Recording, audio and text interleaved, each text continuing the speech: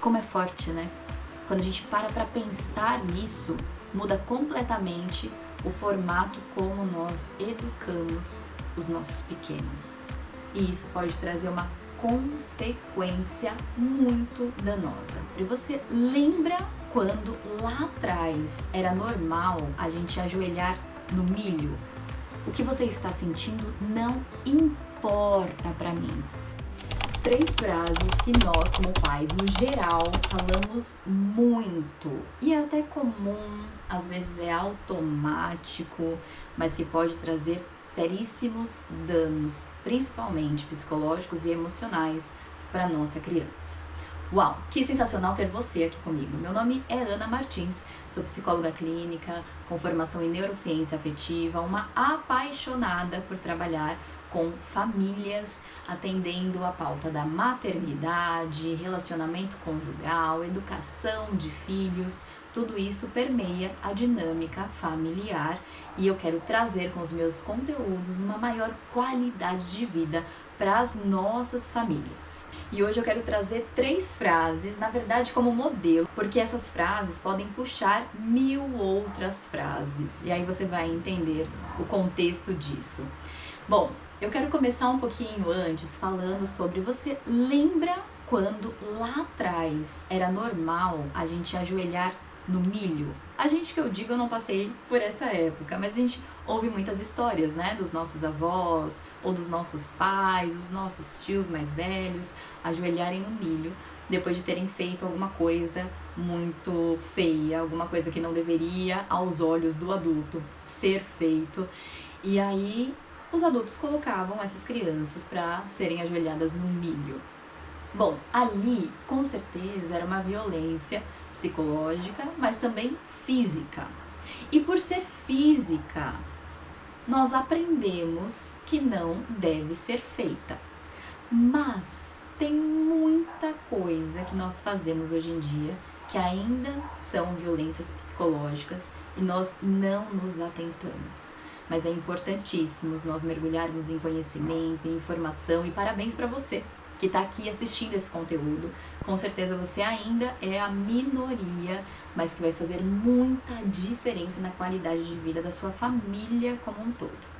Então, 3 frases que é muito comum a gente falar para os nossos pequenos, e isso pode trazer uma consequência muito danosa. Primeira frase: não é para deixar nada nesse prato, come tudo, senão...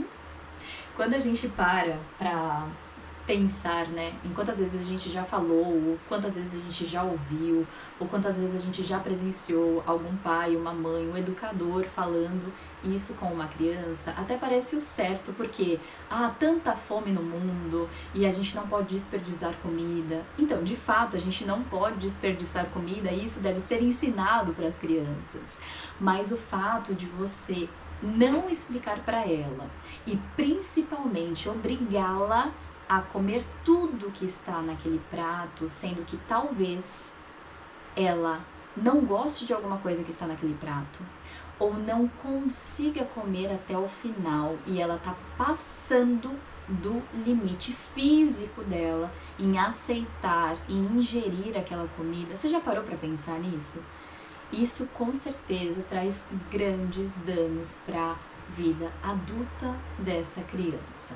E óbvio, não só adulta, as consequências elas começam ali mesmo, mas traz uma consequência para a vida inteira dessa criança, até a questão da própria obesidade.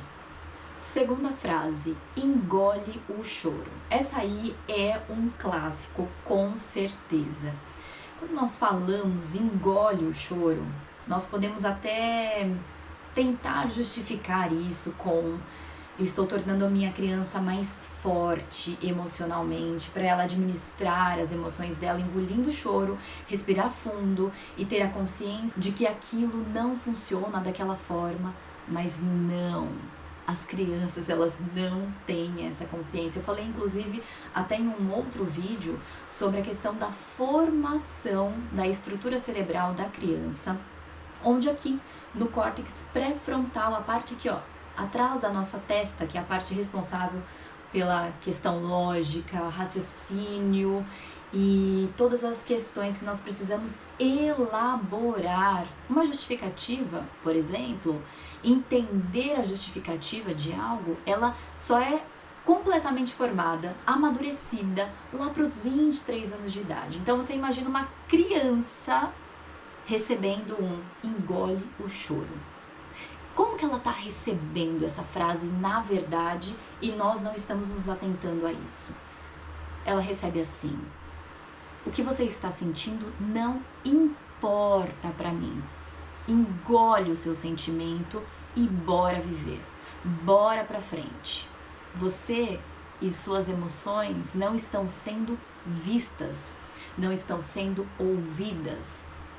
Estão sendo descredibilizadas. É isso que a criança entende. Como é forte, né? Quando a gente para pensar nisso, muda completamente o formato como nós educamos os nossos pequenos. E a terceira frase é: vai pensar no que você fez no seu quarto. Fecha a porta e vai pensar sozinho. Fica lá por 1 hora. A criança, ela não consegue ter esse senso de perceber o motivo que levou ela a fazer o que ela fez e muito menos buscar alguma solução para aquilo de errado que ela fez. E muito menos sozinha.